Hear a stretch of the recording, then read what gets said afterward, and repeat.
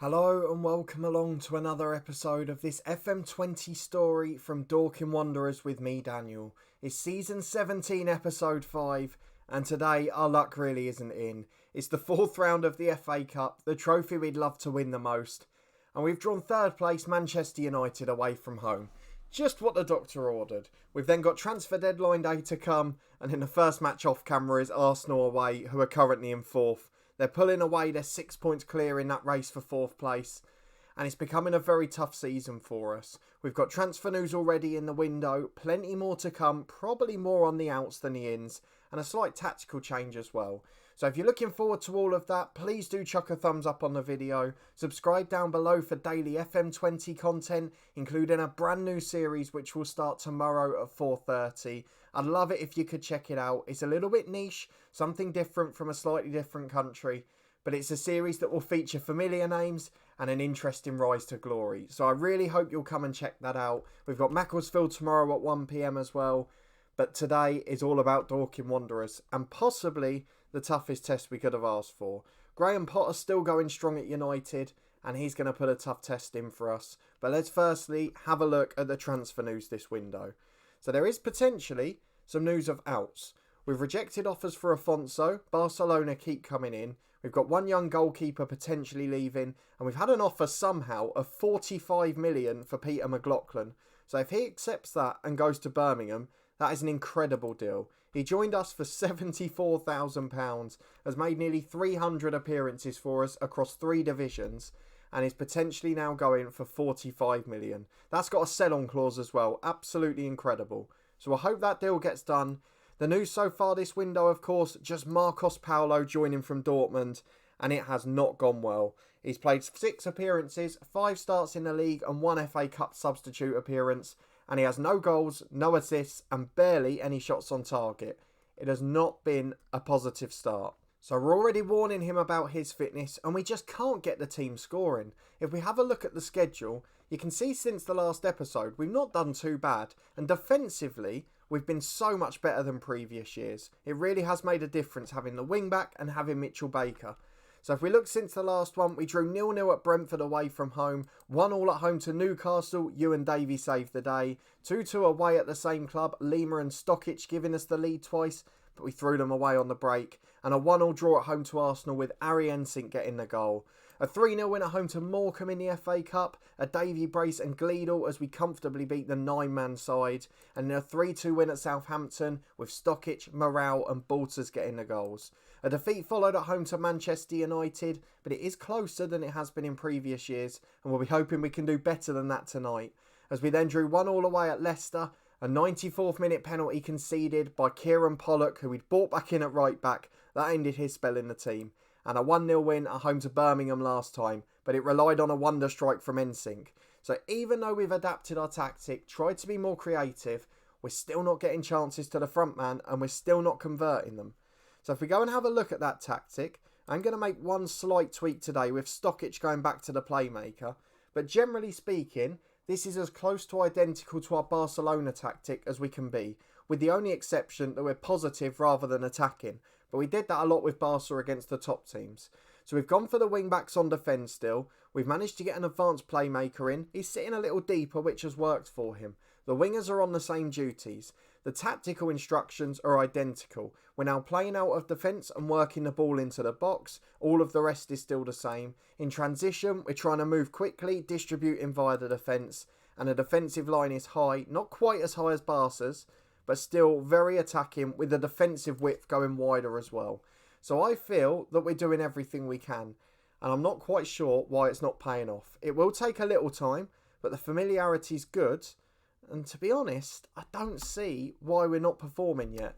So we need to get Paulo scoring. I don't want every striker to struggle in this tactic.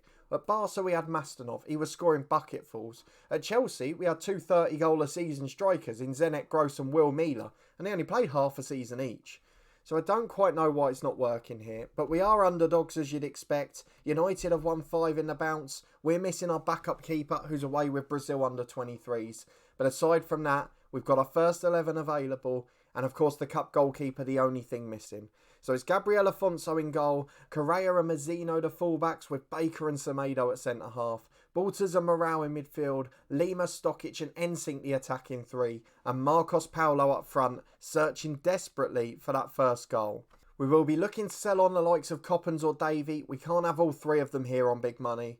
And to be honest, wingers have got to be the next upgrade, because if I look at that Barca team, probably the world-class right winger is missing. If I go back to that Chelsea team, the world-class player cutting in off the left is missing. The world-class right winger is missing. So we'll give Lima and Stokic a chance to shine. But in the summer, any money we make will be used in those two areas. Because aside from that, I think we've got a very good side.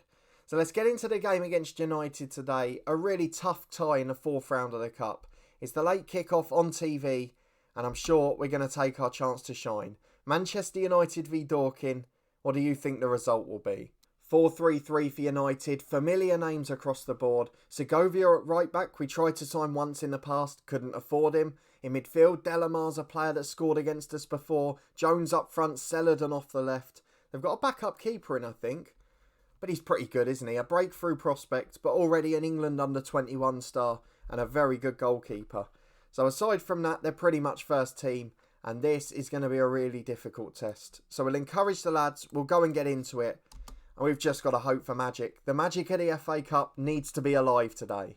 And early on, it's Dorking with possession at the back. And you're going to see this slightly shorter playing out here as Balters picks it up from Ensink, finds Ryan Lima. And overlapping is Correa, but he's going alone. Lima plays it down the line. Correa is there. Back inside to Lima. There's two in the box. Lima goes alone, no. Oh, it's a great strike into the corner. Ryan Lima is turning into a star again. He had that world-class potential, never quite made it. But now, looking at Ryan Lima, a player who had so much promise, who's still got more potential. In this tactic, where Rui Alves succeeded at Barca, where at Chelsea we had success, of course, will he be the superstar we've been looking for? Ryan Lima gives us the lead, and with 20 gone, an FA Cup shock is on. Just 5 minutes to half-time, and we're back for a United corner, which Semedo punts up rather than away, and it falls for Fabiano. He gets it wide to Celadon, who's still over on the right, having taken the set piece, and he goes back to Vonk, and now Cabraja. Lovely switch of play. Jones is unmarked. Where on earth did the defence go? Correa was standing inside Semedo, the centre-half. He got sucked into no man's land. We deliberately made that defensive width wider, so we didn't have that issue. And Correa standing inside the centre-half. I don't understand it. And as a result, at half-time, it's going to be level. Although, hang on, United's still coming forward. Celadon's corner headed away. Back to Bastin. Inside to Vonk. Through to Celadon. We could be behind here. It's a great save, Afonso. It turns out the flag was up, but he wasn't to know. And at half-time is 1-1. And United finished that half strongly. So we're going to passionately tell the lads to keep it up. Other than that, it was a good performance for 40 minutes. And now we've got to look like scoring again. Because to be honest, we've not created many chances. Paulo's not really had a sniff. And we're going to have to drop to balance because United are on the front foot again. As Delamar gets it down for Jones. Cutting in from that left-hand side. No pressure at all. It's blocked to Celadon and Afonso makes a stunning save. How on earth he got back to that, I do not know. World-class goalkeeping and Balters gets rid of the corner. But it's straight to Fabiano. Out to Celadon. On the left side of the box, he's offside again. And we get away with it. But United very much dominant now. So let's demand a bit more because we've got to the hour mark and there's not a great deal happening. United trying to play out with Jeffrey, to Mauro and Cabraja, and they've beaten that press really easily. Out to Segovia on the right hand side. He's got acres of space. Mazzino's just stopped. I don't understand what the fullbacks are doing. It deflects in off Mitchell Baker. And I don't understand. Mazzino went inside again. No width, no intent to press the ball. All in flagrant disregard of our tactic. And it's costing us the game here. Mazzino has been put at fault for that. Balters has had a shocker as well. Ensink's not been good. I mean, there's no real positives here, are there? So I'm going to put Coppens up front, Paulo in behind as a shadow striker. We know that works at Chelsea. Mazzino at left back could do with coming off, but I have no other option. So I don't really know where to go. Is it White for Stokic again? Because the left wing's becoming a problem too. Stokic very inconsistent. And although a wonder kid, not really living up to it. So we're going to have to go positive again. In fact, we'll go attacking because we're not showing anything in this game. And United are completely on top. With 10 to go, we're going out of the FA Cup too. And if we're looking at it now, with 4 months to go, Unlike last year, we've only got one trophy we can win, and that would be the Europa League. Though Coppens is trying to change that. In behind, and it's too easy. He showed too much of it to Cabraja. He keeps it out wide though. Back to White. Into the edge of the box. That's got to be a penalty, referee. Has to be a penalty. Arnau brings him down, and this is the chance. Marcos Paulo, best penalty taker, steps up into the corner, and he's off the mark for Dorking Wanderers, and he has put us back on terms in the FA Cup, and we would certainly take a replay here. We'll drop back to positive rather than balanced, and we'll try and see this out for a draw. It would be a fabulous result given the circumstances. The 4 minutes are up, and it will be a fourth round replay in the FA Cup.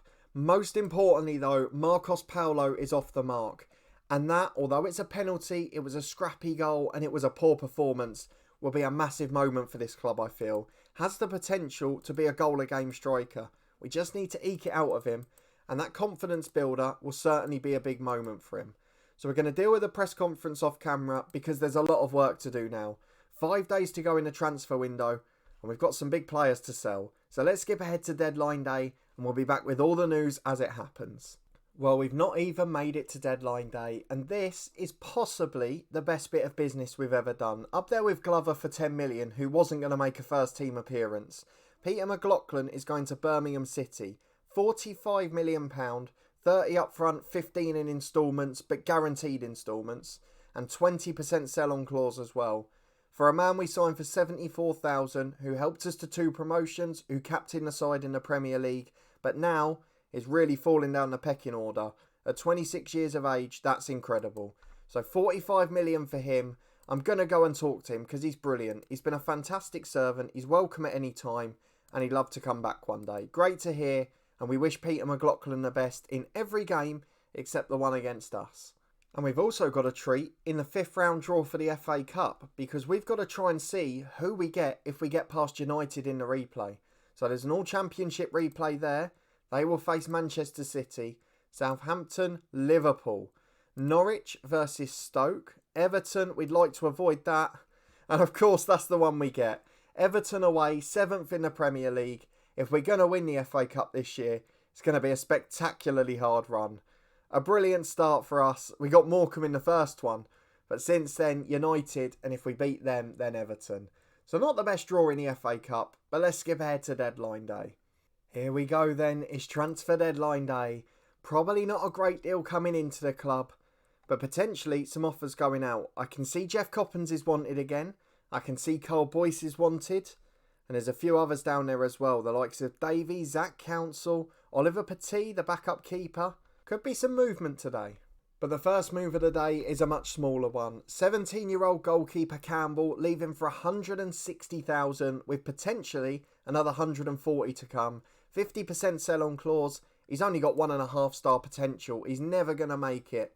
But for us, another one who could go on to have a professional career. And that is a sign of a good academy. So I'm delighted with that. Krizek has moved to Krasnodar, which means we get another 111,000. That's quite a big fee actually. Has he redeemed himself? So physically he's got a lot better actually. Seems to have had a good run. Has gone to Birmingham and now Krasnodar. So he's made a career for himself again. Fair play. And wow, what an offer this is. Oliver Petit, 8.75 million from Norwich. He's our third choice keeper. He's not that good. I mean, yes, he was crucial in the Europa Conference last year, but we can live without him. And if we can get around 10 million, that's sensational. So we'll go and negotiate that one and let's see how we get on.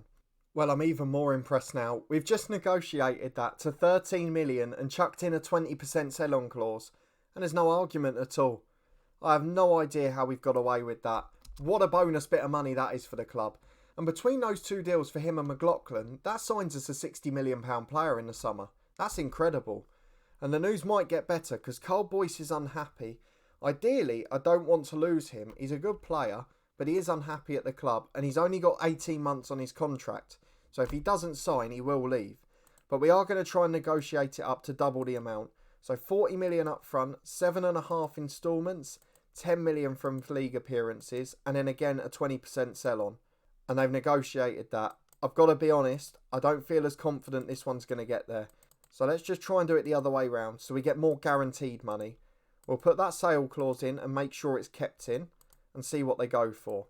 Yeah, I think we're too far apart here. To be brutally honest, I don't think we're going to get anywhere. So let's just keep negotiating the same thing. If they don't want to pay it, they can't have him. There's no way he's going for less than McLaughlin. So 37.5 million, Cole Boyce will stay. Well, that's probably going to be the worst news of the day. Oliver Petit has rejected Norwich. I knew it was too good to be true, but I thought we were going to sneak 13 million for nothing there. And unfortunately, he's decided to stay with us. A bit of a shame, but either way, hopefully we get another offer. We've had another offer for one of our youngsters, this time Colin Horgan, but he's got 3-star potential and he's a little bit better. He's got the right personality too. So I'm actually going to reject that one. He's going to stay with us for now. I'm going to go on a little scout hunt because our transfer budget is now nearly 30 million. So I'm just going to see if we can find a little gem somewhere. Well, Swansea are definitely persistent. They're still coming in for Colin Horgan, and actually that's a really big upgrade. I reckon if they doubled that, we'd probably be tempted. But for now, we're going to stick strong, and I think with that Petit deal falling through, there probably won't be much more today. The only thing we're really looking at is they've offered a contract to Horgan. They're trying to get him on a compensation deal now. So I didn't even realise that was possible. I thought we had him on a deal. So we're just going to try and get him tied down for now, because he is one of those with a bit of potential, and he's got the right personality, so he should reach it. So we're just going to get him down, tied down for 2.5 years. And hopefully that'll mean we have to command a bigger fee for him. I am a little bit concerned that there's no news up front, but with the offers that were coming in for Coppens before, I don't want to let him go for less. And the same for Ewan Davey. He's a really good young player, so I'd rather a club come to us. We could potentially sell Yonton and use Davey as a box-to-box midfielder. That's another option moving forward.